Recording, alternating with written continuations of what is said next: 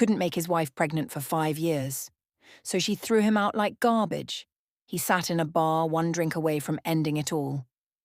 Then a woman who looked like a goddess in her 40s walked up and said 4 words that changed everything.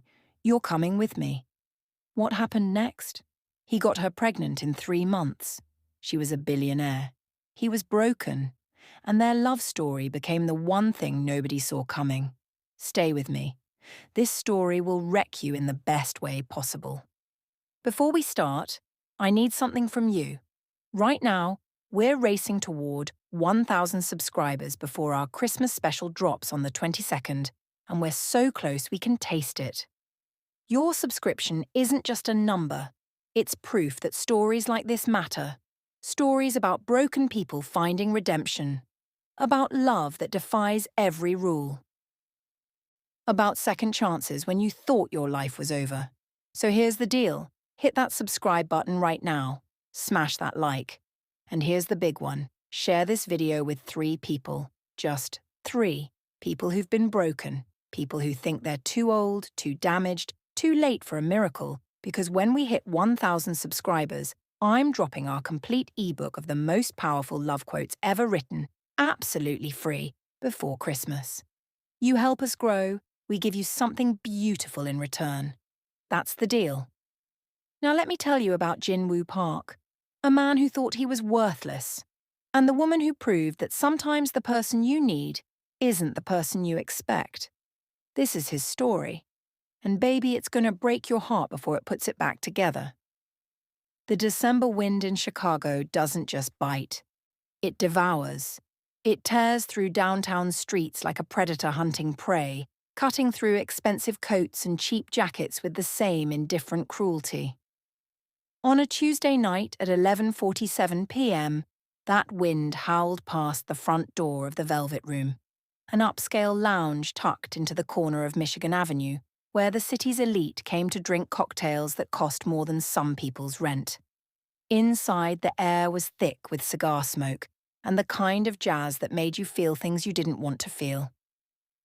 Dim amber lights cast long shadows across mahogany walls, leather booths wrapped around the edges of the room like arms holding secrets. The bar itself stretched 20 feet of polished wood that reflected bottles of liquor so expensive they didn't have price tags, just reputations. At the far end of that bar, in the darkest corner where the light barely reached, a man sat hunched over a glass of whiskey like it was the last thing tethering him to the earth. His name was Jin-Woo Park, 32 years old, Korean-American, second-generation gangster born into blood and power.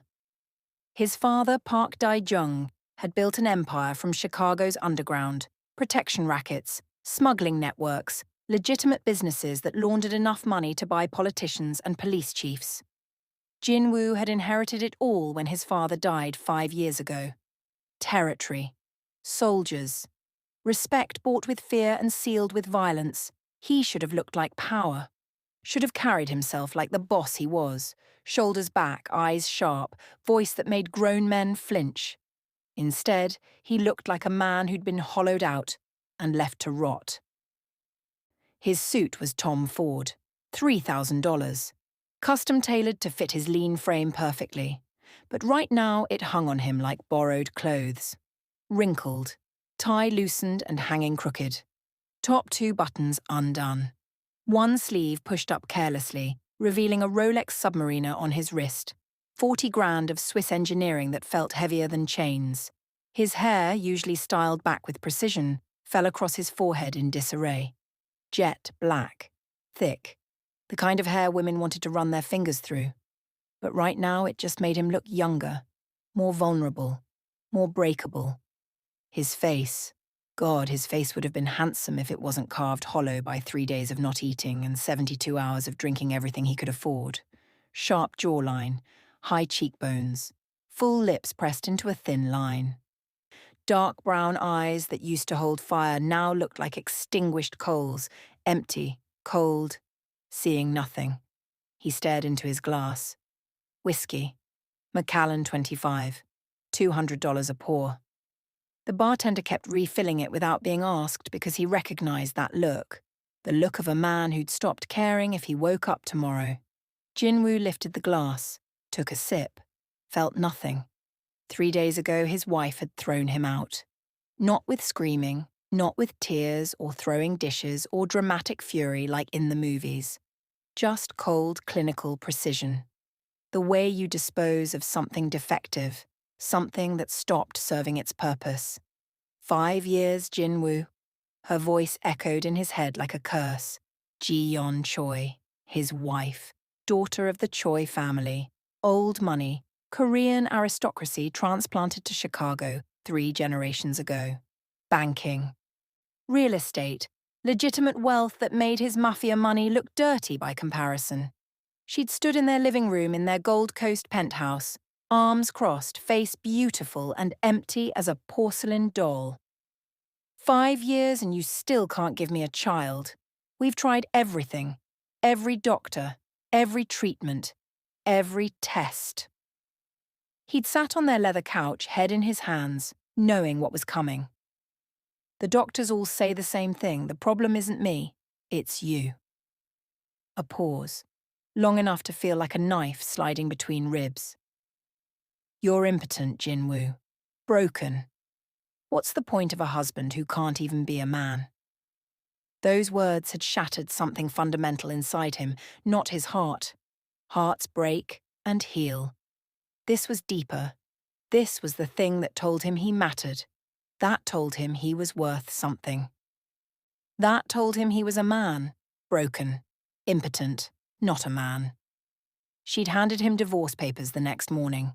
Her family's lawyers had already frozen his access to their joint accounts. His clothes were packed. Security was called. He'd been escorted out of his own home like a criminal. The Choi family had made sure everyone knew why. Whispers spread through Chicago's Korean community like wildfire. Jinwoo Park can't perform, can't give his wife children. What kind of man is that? His Mafia lieutenants had stopped calling. Rivals started circling. Word got out fast in his world. The boss is weak. Broken. Not a real man. For 3 days he'd been drunk. First at a hotel until his credit card got declined. Then on the street until someone stole his wallet. Now here, nursing the last of his emergency cash. Wondering if it was worth going on at all. Because what was he without this?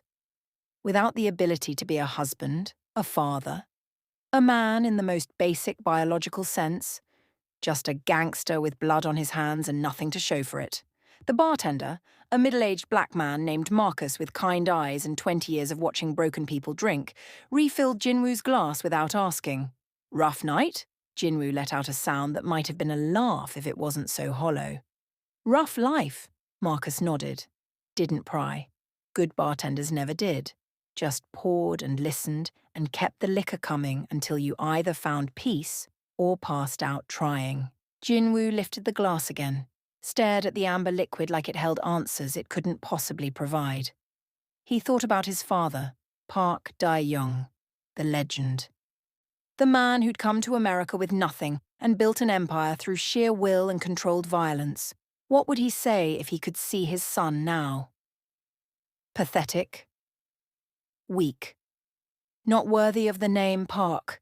Jinwoo's hand tightened around the glass until his knuckles went white. Maybe he should just... That drink won't fix what's broken inside you, baby. The voice cut through the fog like a blade wrapped in velvet. Low, smooth, rich like honey mixed with smoke. The kind of voice that grabbed you by the spine and made you turn around even when you wanted to stay lost in your own misery. Jinwoo didn't turn, didn't have the energy. Nothing can fix it, he said, his voice rougher than he intended. Maybe, the voice said, closer now. Or maybe you've just been trying to fix the wrong things. Something in her tone, not pity, not curiosity, just absolute certainty made him pause. Against every instinct screaming at him to stay in his hole, Jinwoo turned his head and stopped breathing. She stood 3 feet away, leaning against the bar with the kind of confidence that didn't ask for permission or wait for approval. The kind of confidence that walked into rooms and made them rearrange themselves around her presence. Black. American. Mid-40s, he guessed, though she looked like she'd made a deal with time itself and won. Her skin was smooth dark brown that seemed to glow under the amber bar lights. Flawless. Not a wrinkle in sight. High cheekbones that could cut glass. Full lips painted deep burgundy that made you think about things you shouldn't think about in public. Eyes so dark they were almost black. Holding intelligence and mischief and something he couldn't name. Power, maybe. Or danger dressed up as salvation. Her hair was natural, short, tapered close to her head in a style that framed her face like a crown. Simple, elegant, regal. Diamond studs in her ears. Nothing flashy. Just enough to catch the light when she moved her head. A platinum watch on her wrist that probably cost 6 figures. But it was her body that made Jinwoo forget how to form words. She wore an emerald green dress. Form-fitting, stopping mid-thigh. Not slutty, not trying too hard. Just perfectly tailored to celebrate every single curve God and genetics had given her. And oh my God, those curves. She wasn't skinny, wasn't trying to be. She was thick in that way that made men stupid. Full breasts that the dress hugged like a second skin. Tiny waist that flared out into hips that could stop traffic. Thick thighs that the dress showcased without apology. And an ass, God, an ass that commanded attention without asking for it. Round, full, perfect. Not a gym body. Not a starved model body. A woman's body. Soft where it should be soft. Curved where it should be curved. The kind of body that made you want to worship and protect and claim all at once. She looked like she'd been carved by an artist who understood that beauty wasn't about being small. It was about owning every inch of space you took up. Mid-40s. But she could pass for 28 without trying. Sweet 16 face on a body that knew exactly what power it held. Jinwoo stared. She smiled. Slow, dangerous. Like she knew exactly what she was doing to him. Madam B, she said, extending a perfectly manicured hand.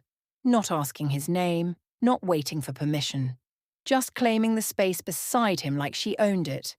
Because he would learn later, she did own it. She owned the lounge. And the building. And probably half the block. Jinwoo blinked, his alcohol-soaked brain struggling to process what was happening.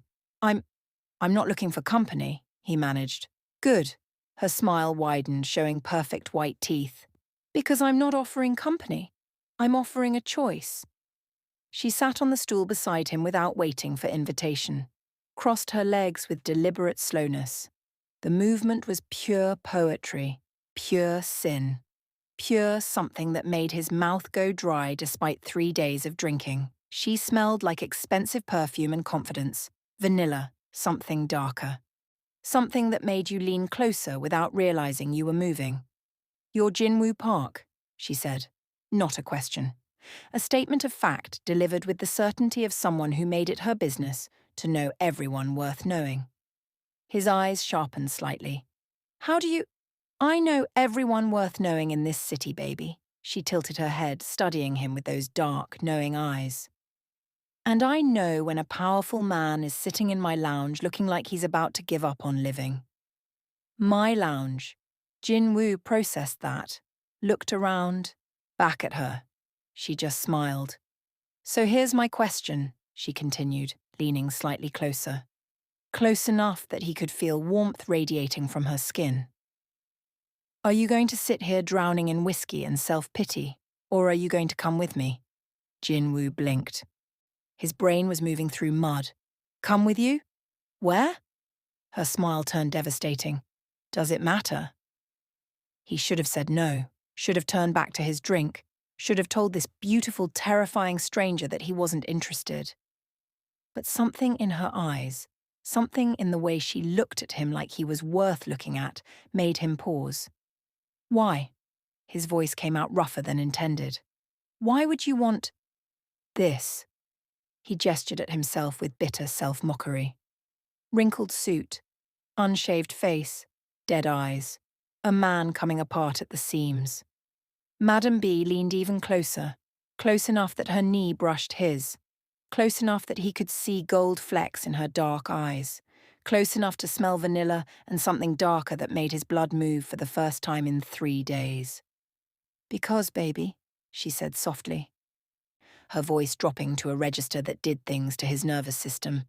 "I've spent 40 years watching young men chase me for my money, my body, my connections. Pretty boys with empty heads and emptier hearts who see a rich older woman and think easy target." She paused. "Let that sink in." "And tonight," she continued, "I walked into my lounge and saw a real man. Broken, yes. Drowning, absolutely. But real. With depth. With pain. With something worth saving." She reached out, didn't touch him, just held her hand in the space between them. "So I thought," she said, her eyes holding his, "maybe we could save each other." Jinwoo felt something crack in his chest, not breaking, opening. "I can't—" He swallowed hard, the words stuck in his throat like glass. "I can't give you what you want. My wife said I'm impotent. I can't—" "Your wife," Madam B interrupted gently, "was wrong. About a lot of things, I suspect." She stood, smoothed down her dress with movements that were somehow both elegant and suggestive, extended her hand again.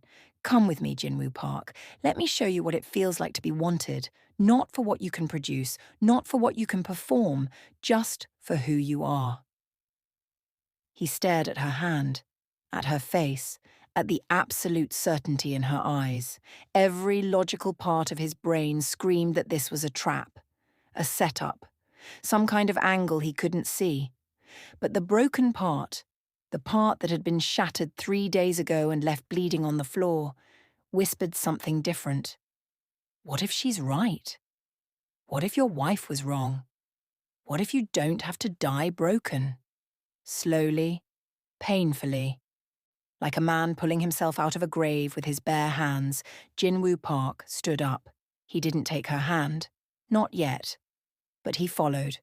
Marcus the bartender watched them leave, watched the broken young man follow the powerful woman out into the Chicago night. He'd seen a lot in 20 years behind that bar. But something about this felt different. He smiled, poured himself a shot. "Good luck, kid," he said to the empty space where Jinwoo had been sitting. "I think you just met your miracle." Outside, the December wind still howled, but Jinwoo didn't feel cold anymore. He felt something he hadn't felt in 5 years. Hope. The Rolls-Royce Phantom waited at the curb like a sleeping predator. Black, sleek, the kind of car that cost more than most people's houses and whispered wealth without needing to shout. A driver stood at attention beside the rear door, tall, built like he spent his life in the gym, wearing a black suit that couldn't quite hide the bulge of a shoulder holster. He nodded respectfully at Madam B, opened the door without a word. She slid inside with the kind of grace that made the movement look choreographed. Jinwoo hesitated. This was insane, following a stranger into her car. He was a Mafia boss. He knew every trick, every setup, every way this could go wrong. But something about her made him not care. He got in. The interior was cream leather, soft lighting, the smell of expensive things. A privacy screen separated them from the driver.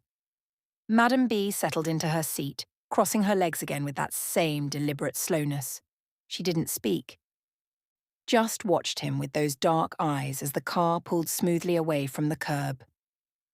Jinwoo sat in the opposite seat, hands on his knees, feeling like he was 16 again and didn't know where to put his body. "Relax, baby," she said after a moment. Her voice was warm, amused. "I don't bite, not without permission." The corner of her mouth lifted. Jinwoo felt heat climb up his neck. They drove in silence, out of downtown, through neighborhoods that got progressively nicer, streets that went from busy to quiet to empty, buildings that went from tall to sprawling. The Phantom turned onto a private road. Trees lined both sides. At the end, massive iron gates rose up like the entrance to another world. Security cameras tracked their approach. The gates opened without the car even slowing down. Jinwoo's instincts, honed by years in his world, started pinging warnings. This wasn't just wealth. This was power. They drove up a long paved driveway, manicured gardens on both sides even in December, lights illuminating perfectly trimmed hedges and winter flowers. Then the house came into view. Mansion didn't do it justice. 3 stories of modern architecture mixed with classic elegance. Glass and steel and stone in perfect harmony. Floor-to-ceiling windows glowing with warm light from inside, a fountain in the circular driveway, sculptures placed with intention, beauty that came from having unlimited money and impeccable taste. The car stopped at the main entrance. The driver opened Madame B's door first. She stepped out like a queen returning to her castle. Jinwoo got out the other side, staring up at the house. "Welcome home, baby," she said. Home? She walked toward the entrance. He followed, brain still struggling to process. The front doors, heavy wood, hand-carved, probably older than he was, opened before they reached them. A woman stood in the doorway. Latina, late 50s, warm smile, simple, elegant clothes. "Madam B," she said with genuine affection. Then her eyes went to Jinwoo, assessing, not judging, just taking his measure. "Maria, this is Jinwoo Park. He'll be staying with us." Maria nodded like this was completely normal. "Welcome, Mr. Park. I've prepared the master suite." Master suite, singular. Jinwoo's heart started pounding. Madam B walked inside. He followed because what else was he going to do? The interior was... there weren't words. 2-story entry hall. Marble floors that probably cost more per square foot than his old apartment's monthly rent. A floating staircase that curved up to the second floor like sculpture. Art on the walls. Real art. Museum quality. Lit perfectly. Fresh flowers on a center table. Crystal chandelier overhead that looked like frozen starlight. Warm. Elegant. Powerful. Lived in. This wasn't just a showpiece. This was a home. "This way," Madam B said, heading up the stairs. Jinwoo followed, feeling like he'd stepped into a dream. Or a trap. He still wasn't sure which. They walked down a hallway. More art. More perfect lighting. She stopped at a set of double doors at the end. Opened them. The master suite was bigger than some apartments. King bed. No, bigger than king. With white linens that looked like clouds. Floor-to-ceiling windows overlooking the gardens. Sitting area with a couch and chairs. Another door leading to what he assumed was the bathroom. Minimalist. Elegant. Expensive in that way that didn't need to announce itself. "This is your room?" Jinwoo asked. "Our room," she corrected gently. "If you want it to be." His breath caught. She walked to the window, looking out at the gardens lit by soft lighting. Her reflection in the glass looked like a painting. "I'm not going to force you into anything, baby," she said without turning around. "You can sleep here, or I can have Maria prepare a guest room. Your choice." Jinwoo stood frozen. Part of him wanted to run. Part of him wanted to ask what the catch was. Part of him wanted to ask why the hell a woman like this, wealthy, powerful, devastatingly beautiful, would want him. "Why?" The word came out raw. She turned. Walked toward him slowly. Stopped a foot away. "You want the truth?" He nodded. "I'm 40 years old, Jinwoo. Unmarried. No children. Built a billion-dollar empire from nothing. And you know what I've learned?" She reached up, touched his face, just her fingertips against his jaw. Gentle, warm. "Money attracts everyone. Power attracts more people, but genuine connection." She smiled sadly. "That's the rarest thing in the world." Her hand dropped. "I've had 20 men propose to me in the last 5 years. Beautiful men. Young men. Men who looked like models and talked like they were reading from romance novels, and every single one of them wanted what I have. Not who I am." She stepped back. "Then I walked into my lounge tonight, saw you, and I recognized something." "What?" "Yourself." She held his gaze.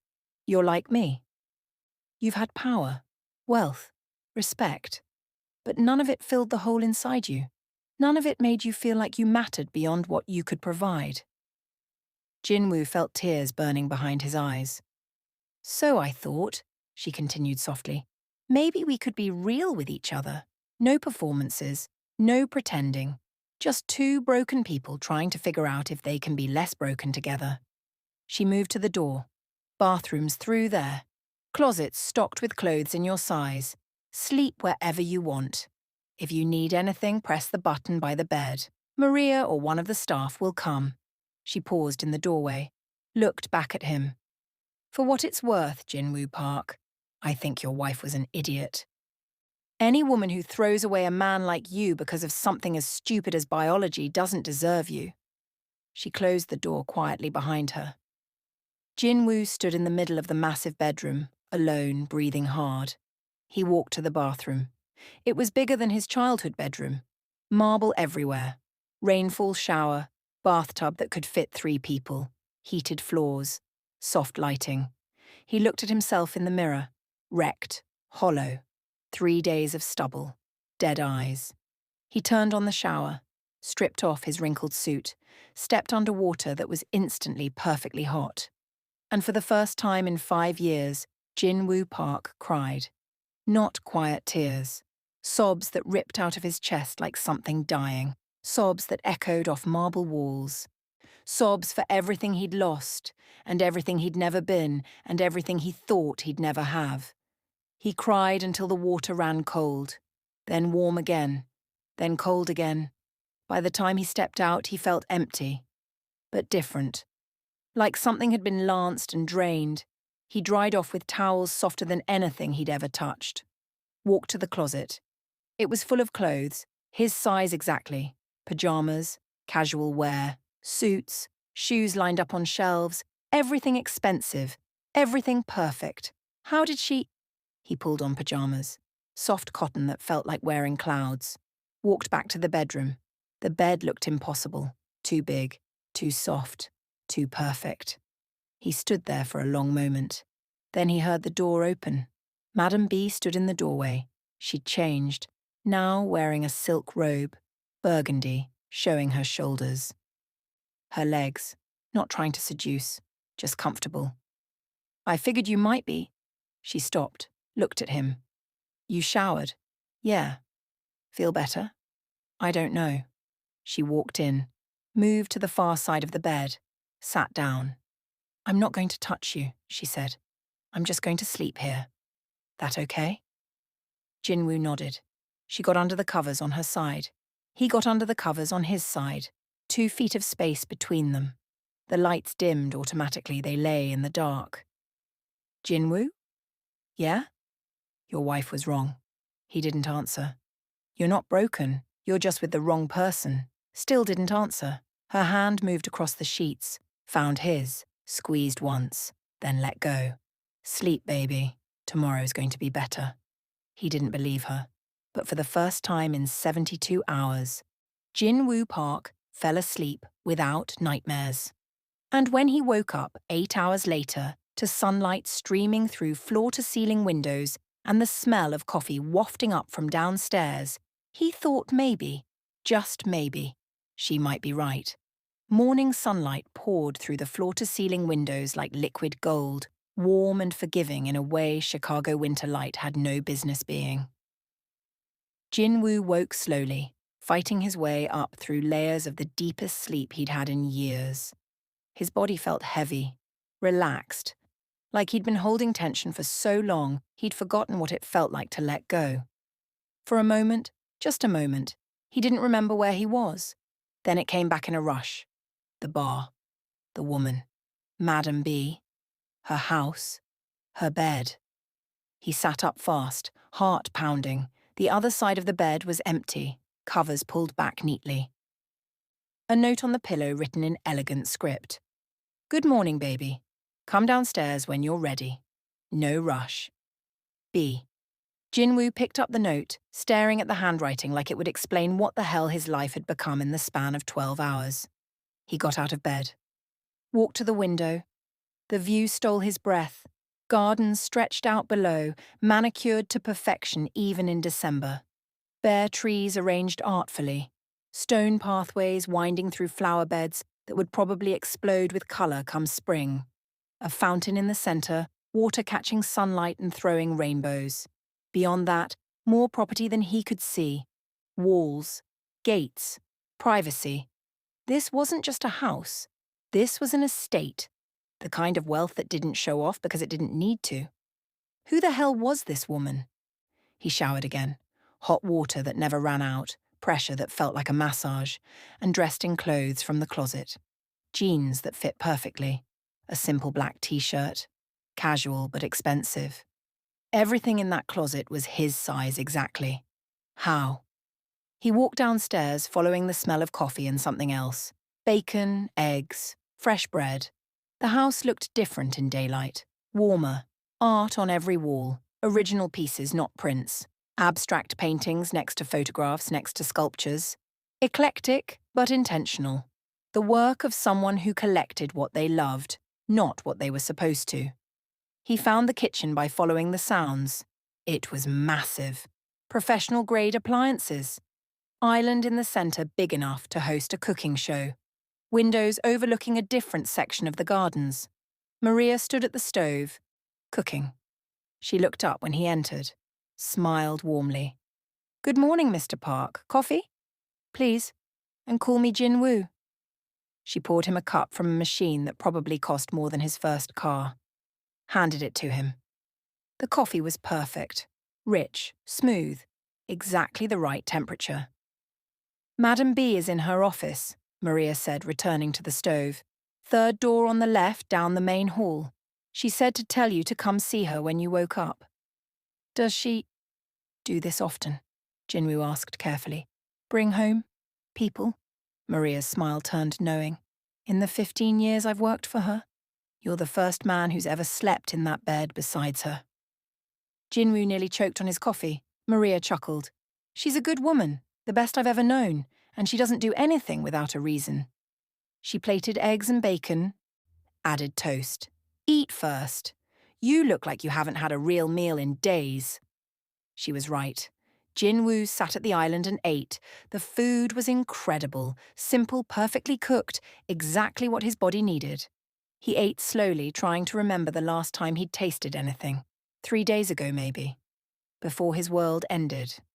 When he finished, he washed his plate. Maria protested, but he did it anyway, and headed down the main hall. Third door on the left. He knocked. "Come in, baby." He opened the door.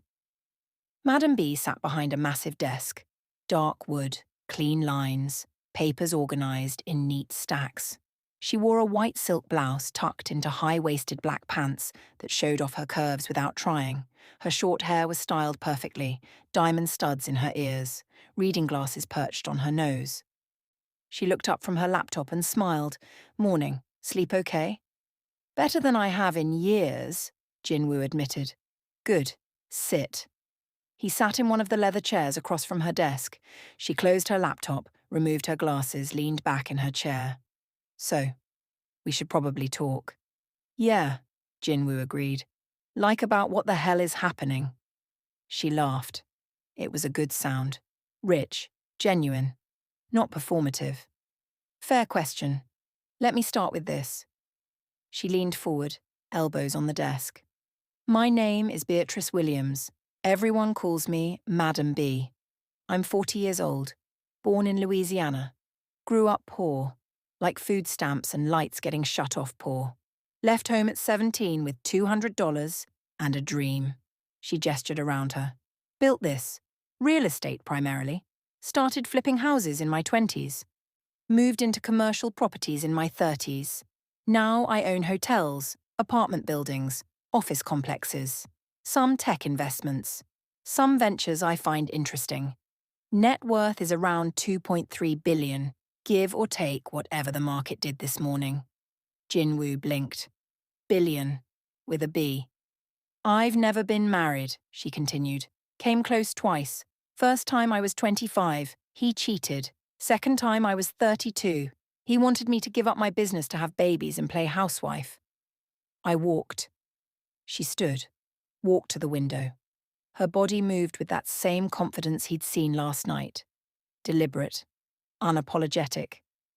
"Since then, I've dated. A lot. Men see me and they see one of three things: money, body, power. Sometimes all three. They see an older woman with resources and think, jackpot. She turned back to him. I'm tired of being seen as a resource, Jinwoo. So why me? He asked. I don't have money.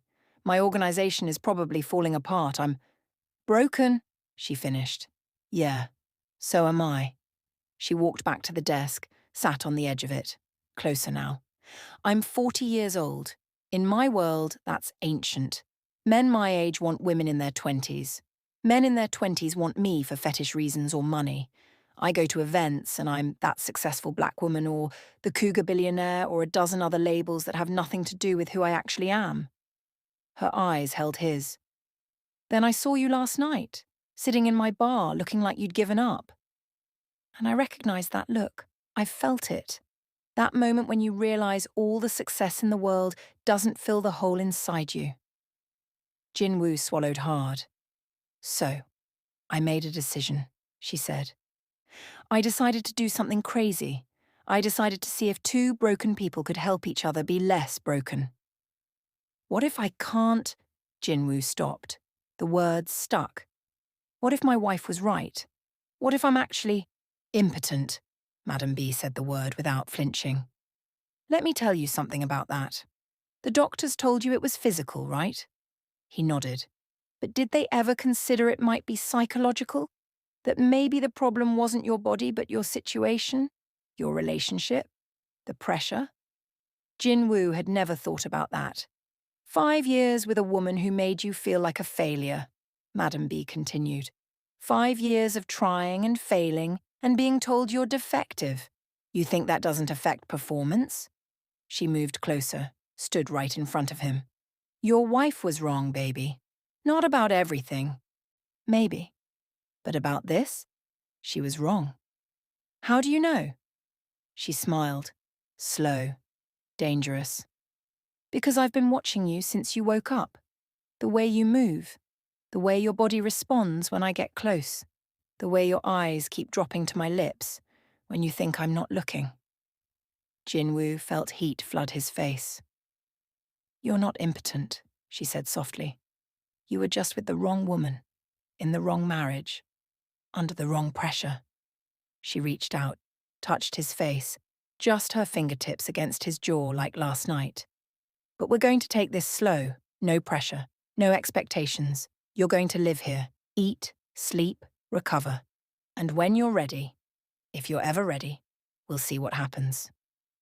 Why would you do this? Jinwoo asked. You don't even know me. I know enough. She dropped her hand. I know you're Jinwoo Park. Second-generation boss of the Park organization. I know you're respected and feared in your world. I know you're smart. You'd have to be to survive in that life. I know you're loyal. 5 years with a woman who made you miserable proves that. And I know you're genuine because you haven't once asked me for anything. She walked back to her chair, sat down. So here's what I'm offering. Stay here. Work with me if you want. I could use someone with your skills in my security operations. Or don't work. Just exist. Heal. Figure out who you are outside of your marriage, and your organization, and your father's shadow.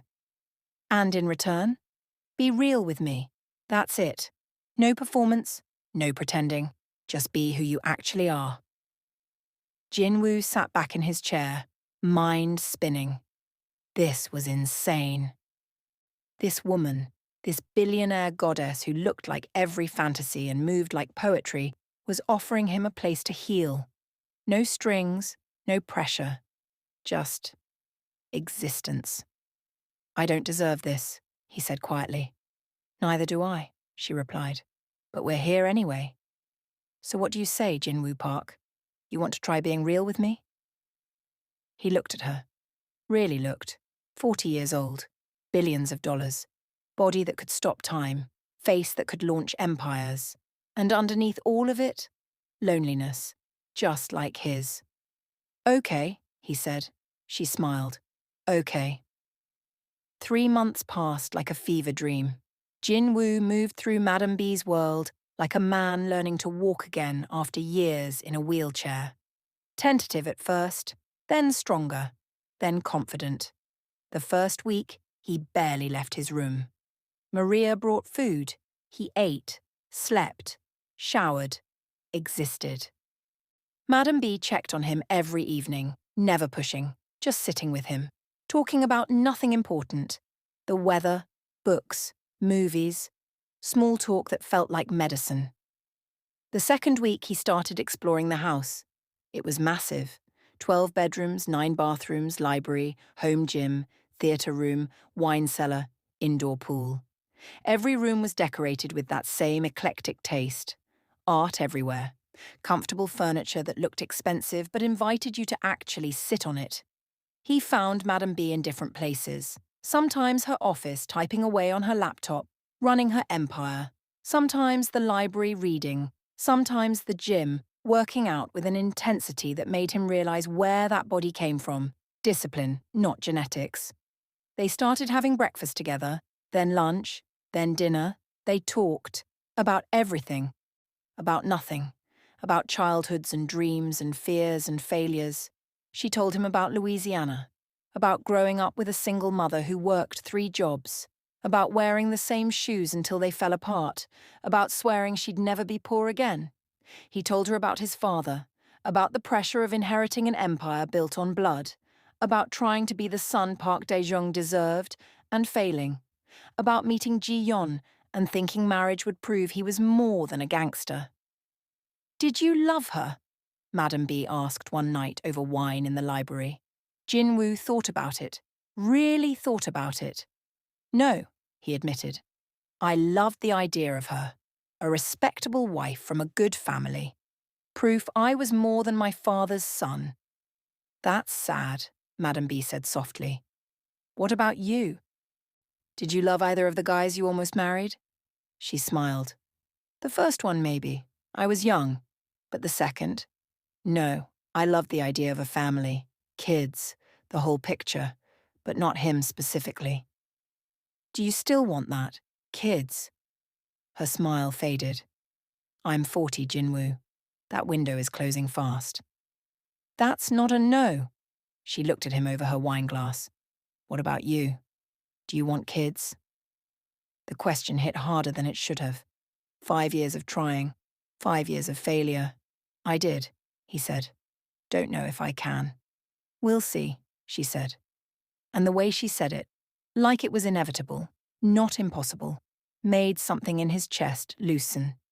By the 3rd week, Jin-woo started working.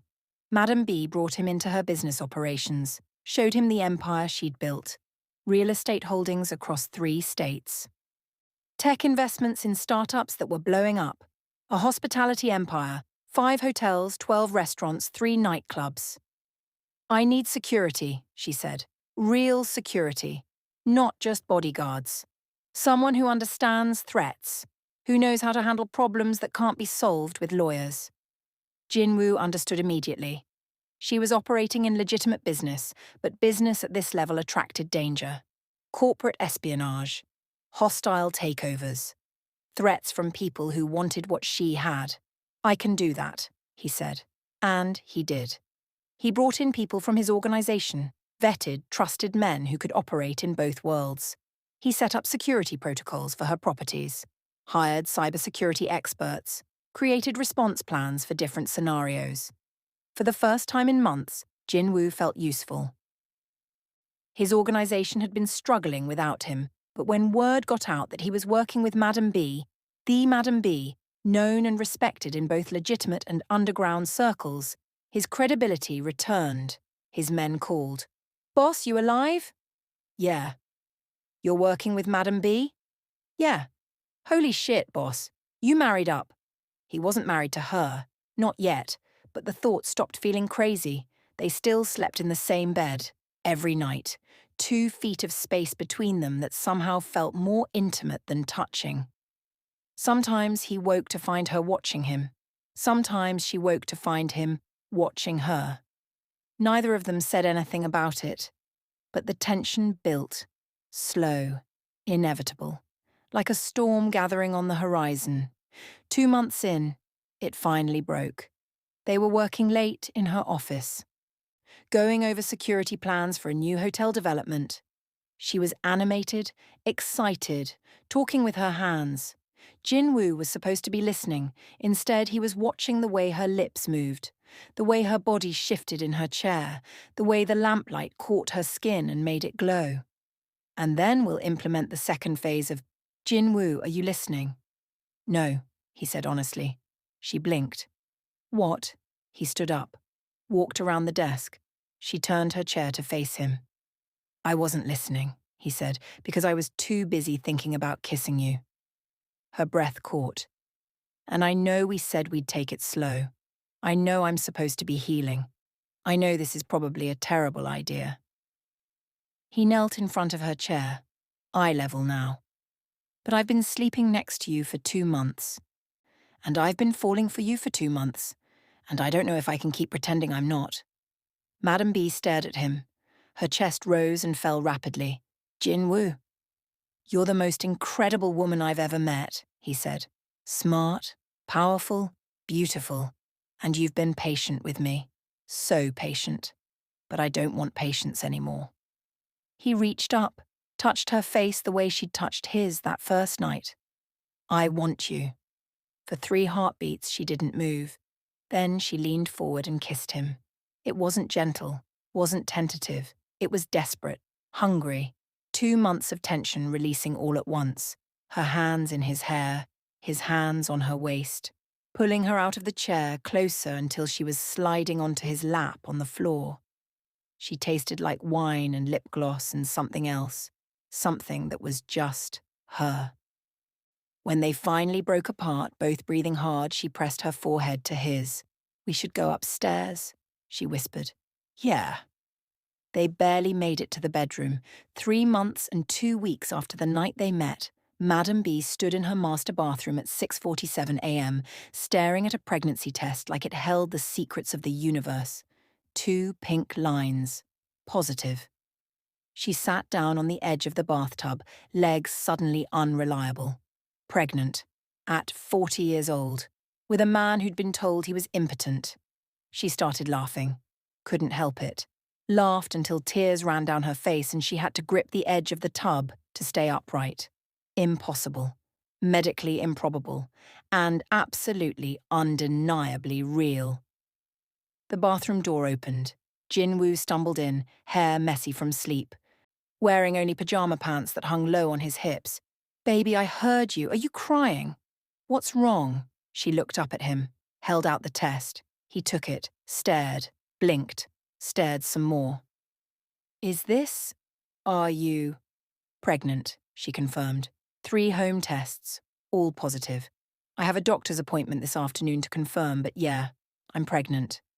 Jinwoo sat down hard on the bathroom floor. But the doctors said I couldn't. The doctors were wrong. He looked at the test again, then at her, then back at the test. Then he started crying, not quiet tears, full sobs that shook his entire body. He dropped the test and covered his face with his hands, shoulders heaving. Madam B slid off the tub and onto the floor beside him, pulled him into her arms. 5 years, he gasped between sobs. 5 years they told me I was broken, that I wasn't a real man, that I couldn't. Shh, she held him tighter. You were never broken, baby, never. She made me think she was wrong about everything. He clung to her like a drowning man clinging to driftwood, cried until he had nothing left. When he finally pulled back, face wet and eyes red, he looked at her with something like wonder. We're having a baby. We're having a baby, she confirmed. Holy shit. Yeah. He started laughing, crying and laughing at the same time, pulled her into his lap and held her. Thank you, he whispered into her hair. Thank you for proving I'm not broken. You proved that yourself, baby. I just gave you space to do it. They sat on the bathroom floor for 20 minutes, holding each other, processing the impossible thing that had just become real. That afternoon, the doctor confirmed it.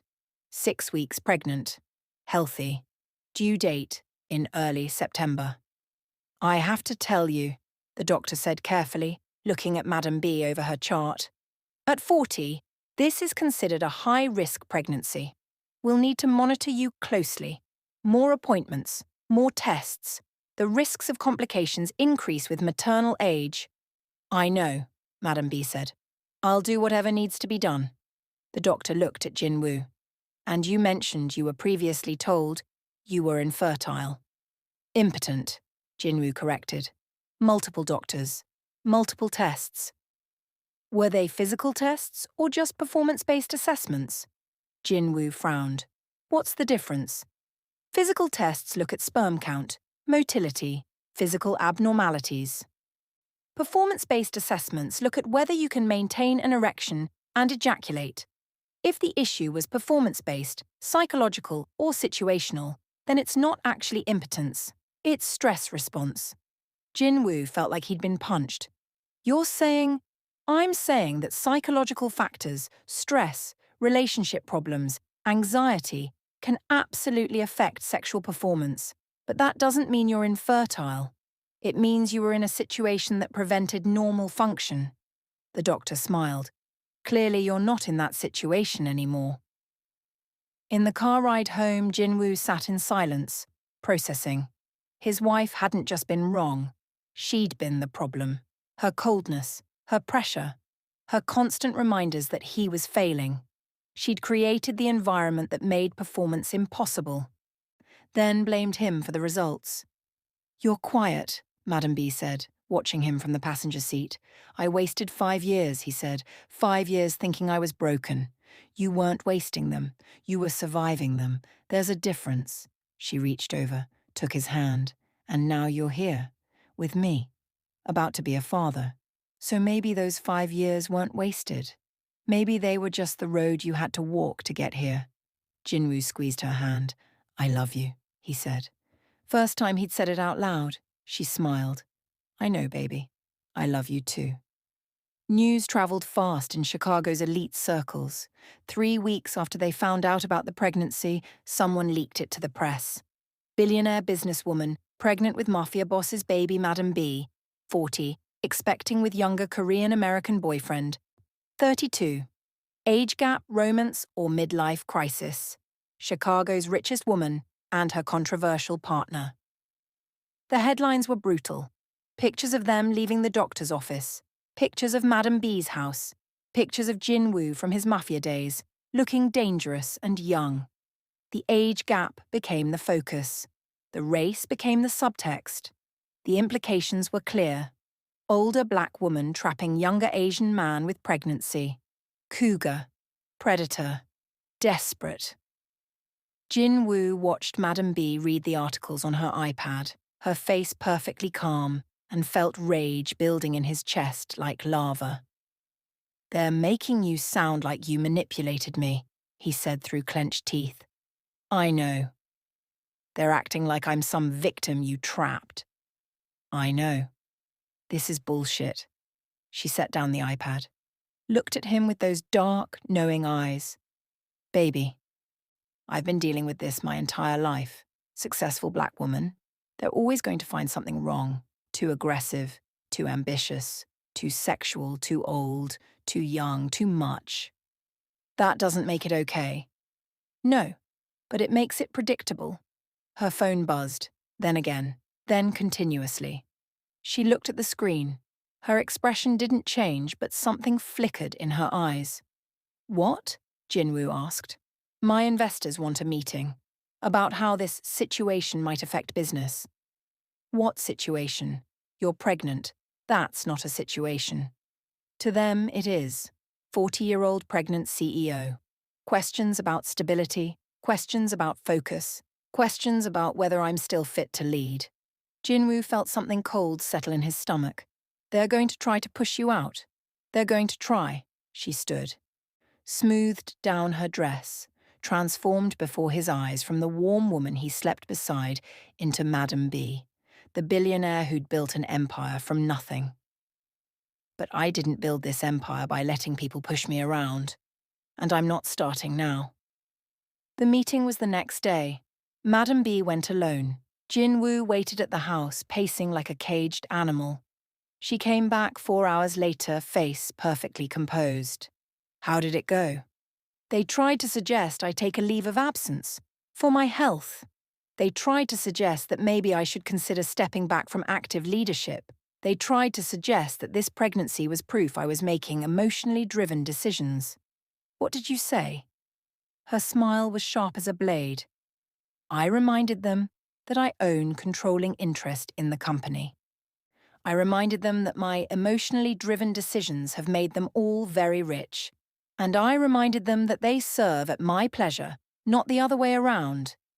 Jinwoo felt pride swell in his chest. That's my girl. But the attacks didn't stop. 2 days later, someone leaked more information. Details about Jinwoo's background, his father, his organization, crimes connected to the Park family, Madam B's baby daddy.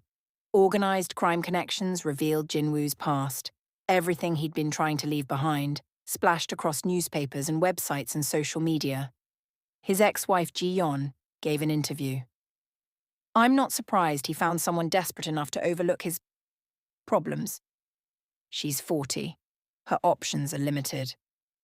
Of course she'd settle for a man who couldn't perform in our marriage. Jinwoo read that quote, and something inside him snapped. He was in the car before Madam B could stop him.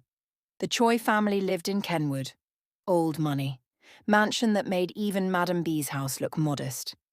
Jinwoo walked up to the front door and knocked. A housekeeper answered. I'm here to see Ji-yeon. She's not. Tell her Jinwoo is here. Now. Something in his voice made the housekeeper step back. 5 minutes later, Ji-yeon appeared. Still beautiful. Still cold. Looking at him like he was something unpleasant she'd scraped off her shoe. Jinwoo, what do you want? I want you to stop, he said quietly. Stop talking to the press. Stop attacking her. Stop trying to destroy what I've built. Ji-yeon laughed. What you've built? You mean what she gave you? You're a kept man, Jinwoo. A pet. I'm the father of her child. Are you? Ji-yeon's smile turned vicious. Or did she go to a sperm bank and you're just the convenient face for PR? Jinwoo stepped forward, not threatening, just present. All the power he'd been suppressing for months rising to the surface. Let me make something very clear, he said softly. You threw me away when I was broken. She picked me up. You told me I was worthless. She proved you wrong. You made me feel like less than a man. She made me feel like more. Ji-yeon's smile faltered. So, here's what's going to happen. You're going to stop talking to the press. You're going to stop spreading rumors. You're going to stop trying to hurt the woman I love. Or what? Ji-yeon challenged. Jinwoo smiled. It wasn't a nice smile. Or I remind you and your family that I'm still Jinwoo Park. I still run the park organization. I still have connections you can't imagine. And all those legitimate businesses your family operates? All those permits and licenses and contracts that keep you rich? He leaned in closer. One phone call and they start having problems. Unexpected inspections, delayed permits, contracts that mysteriously fall through. And you'll never prove it was me. But you'll know. He stepped back. So what's it going to be, Ji-yeon? You want to keep playing games? Or do you want to accept that I've moved on? And you should too. For the first time since he'd known her, Ji-yeon looked uncertain. You'd really do that? For her? Without hesitation. Ji-yeon stared at him for a long moment, then nodded slowly. Fine. I'll stop. Good. Jinwoo turned to leave. Jinwoo? He stopped, looked back. For what it's worth, Ji-yeon said quietly. I'm glad you're not broken. I'm glad you found someone who makes you happy. He didn't know if she meant it, didn't care. He walked back to his car and drove home. Madam B was waiting in the living room. She stood when he entered. Where did you go? To handle something. Jinwoo. He crossed the room and kissed her. Deep, claiming, absolute. When he pulled back, she was breathless. I'm not your pet, he said. I'm not your kept man. I'm your partner. And anyone who comes at you comes through me first. She smiled. My protector? You're equal. Her smile widened. Damn right you are. September arrived with the kind of heat that made Chicago feel tropical. Madam B was 9 days overdue. Belly enormous, waddling more than walking, complaining about swollen ankles and back pain and how she was never doing this again. Jinwoo thought she'd never looked more beautiful. Her body had changed completely, fuller everywhere. Breasts swollen with milk, hips wider, face rounder. She glowed with that pregnancy radiance people talked about. She also cursed like a sailor and threatened him daily. If you say I'm glowing one more time, I'm going to suffocate you with a pillow. You're glowing. I hate you. But she smiled when she said it. Labour started at 2:37 a.m. on September 9th. Madam B woke him by gripping his arm hard enough to bruise. Baby, it's time. Jinwoo shot out of bed like he'd been electrocuted. Okay. Hospital bag. Car. We need... Where's the... Jinwoo. And we should call the doctor. Jinwoo. And Maria needs to know. Jinwoo. He stopped, looked at her. She was sitting on the edge of the bed, breathing steadily, one hand on her belly. Calm down, baby. We have time. But you're in labour. Contractions are 12 minutes apart. We have time. She was right. But Jinwoo still drove to the hospital like a Formula One racer while she calmly timed contractions on her phone. They'd arranged for a private suite. The best doctors. Everything money could buy. It didn't matter. Labour was brutal. 18 hours. 18 hours of contractions that made Madam B, the strongest woman he'd ever known, scream. 18 hours of doctors monitoring everything because 40-year-old mothers were high risk. 18 hours of Jinwoo holding her hand and whispering encouragement and feeling completely helpless. I can't do this, she gasped during hour 14. I can't. Yes, you can. No, I can't. It hurts too much. I want drugs. Give me all the drugs. You're doing amazing. Shut up. She squeezed his hand so hard he felt bones grind. Hour 16, the doctor looked concerned. Baby's heart rate is dropping. We may need to consider a C-section. No, Madam B said through gritted teeth. I'm pushing this baby out. Beatrice, I said no. She was magnificent, fierce, terrifying. Hour 18 she pushed and pushed and pushed, and then a cry, small, furious, alive.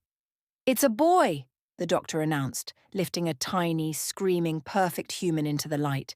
Jinwoo couldn't breathe, couldn't think. Couldn't do anything except stare at this impossible creature that was half him and half the woman he loved. The nurse cleaned the baby and placed him on Madam B's chest. She looked down at their son and started crying. Hi, baby, she whispered. Hi, I'm your mama. I've been waiting for you. Jinwoo leaned over them both, one hand on Madam B's shoulder, one finger touching his son's tiny hand. The baby gripped his finger with surprising strength. And Jinwoo broke, sobbed, right there in the delivery room, didn't care who saw. I'm a father, he said through tears. I'm actually a father. Madam B looked up at him, eyes wet. You're an amazing father. They named him Elijah Jinwoo Park. 7 pounds, 3 ounces, 20 inches long. Perfect.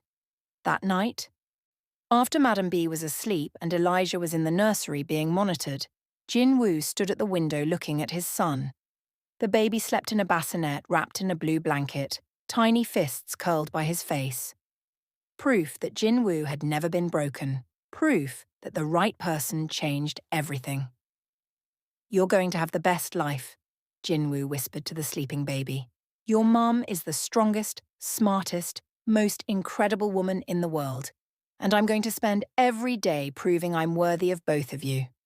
A hand touched his shoulder. He turned. Madam B stood there in a hospital gown, exhausted but smiling. You're supposed to be sleeping, he said. Couldn't. Wanted to see both my boys. She moved beside him. They stood together watching their son sleep. Thank you, Jinwoo said softly. For what? For saving me? For believing in me?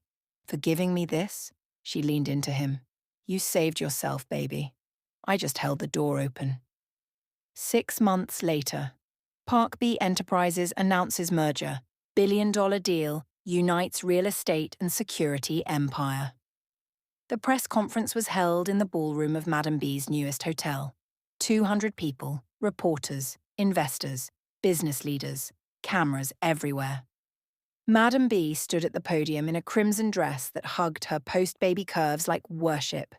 She'd lost some of the pregnancy weight but kept the fullness in her hips and breasts. She looked powerful, sexy, unstoppable. Beside her, Jinwoo wore a custom Tom Ford suit, hair styled back, confidence radiating from every pore. He looked exactly like what he was, her equal. "Thank you all for coming," Madam B said into the microphone.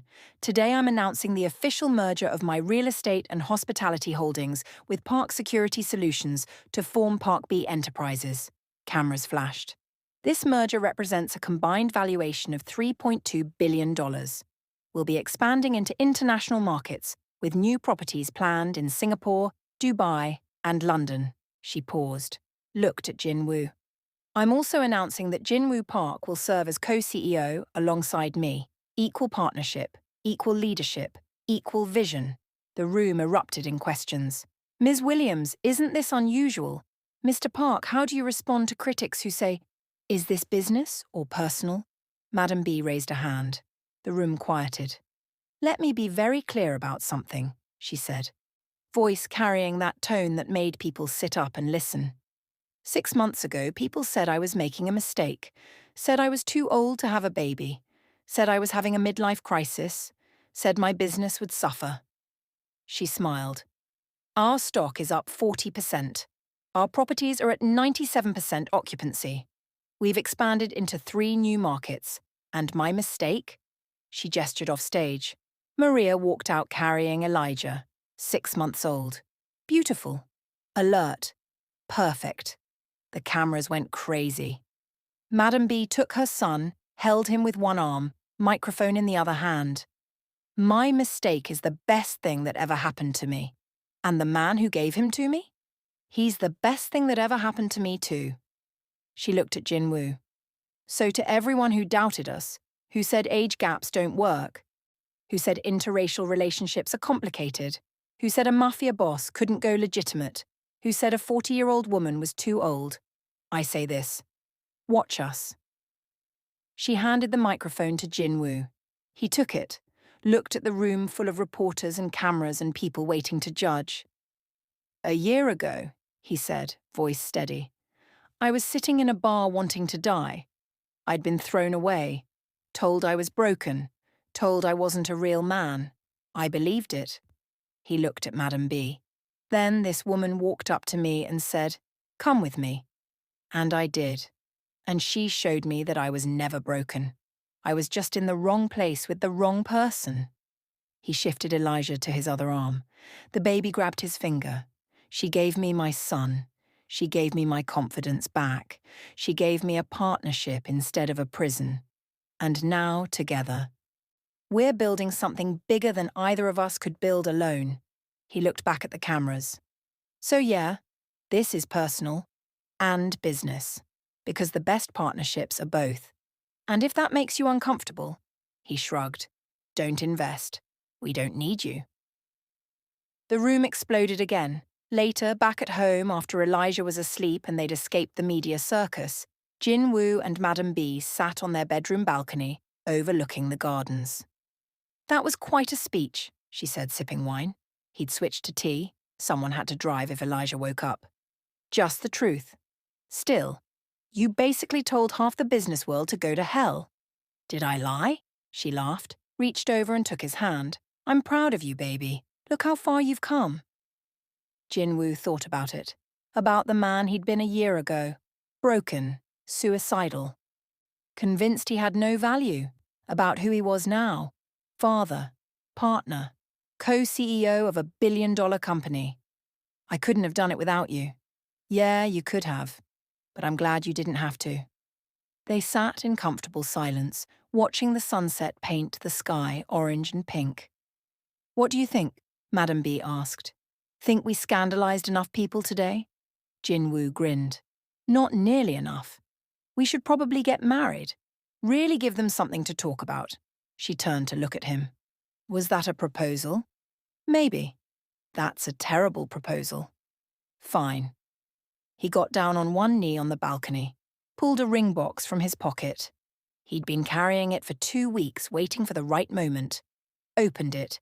Inside was a ring, platinum band, single perfect diamond. Not ostentatious, just beautiful. Beatrice Williams, Madam B, the woman who saved my life and gave me everything. Will you marry me? She stared at the ring, at him, back at the ring. You're serious. Completely. We've known each other a year. And? I'm 41, you're 33.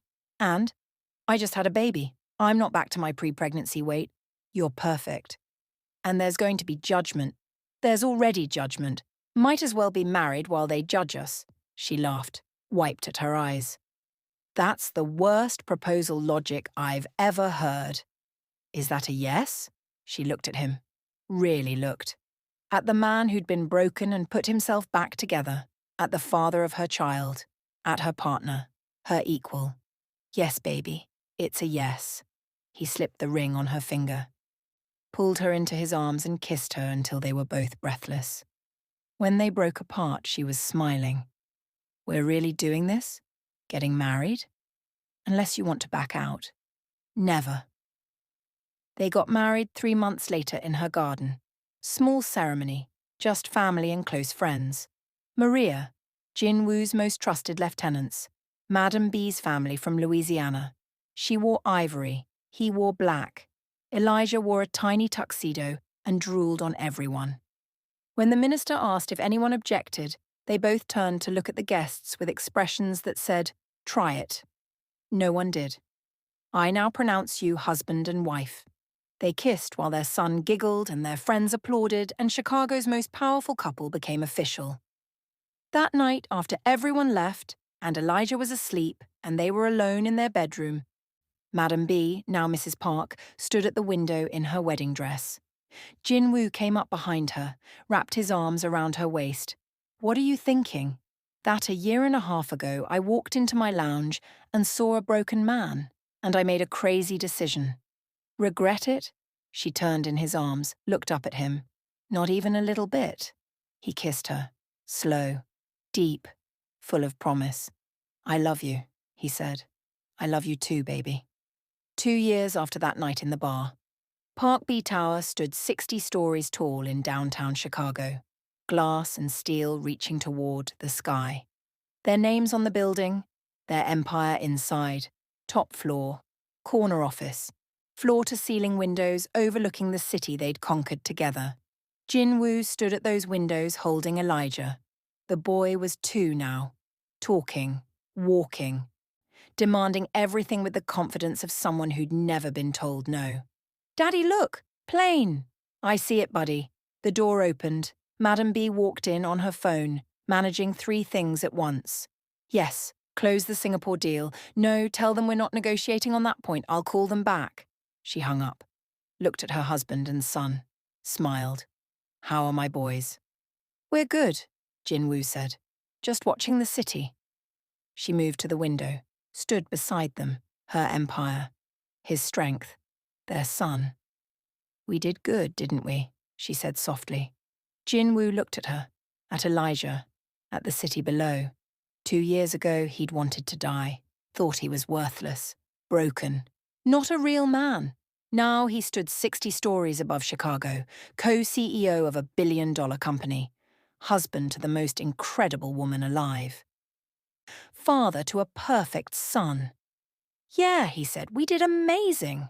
She leaned into him. He wrapped his free arm around her, 3 of them, looking out at the world they'd built, defying age, defying race, defying expectations, proving that sometimes the person you need finds you in your darkest moment, and if you're brave enough to follow them into the light, everything changes.